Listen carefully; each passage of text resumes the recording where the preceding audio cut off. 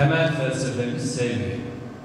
İnsanları severseniz mutlaka karşılığını görürsünüz. Biz de karşılığını hem akademik başarıyla hem de diğer yönleriyle, yani bir üniversiteden ötesi kavramın içini doldurarak fakir fukarasından hastasına ve diğer bütün insanlara kucak açarak gösteriyoruz. Bundan dolayı mutluyuz.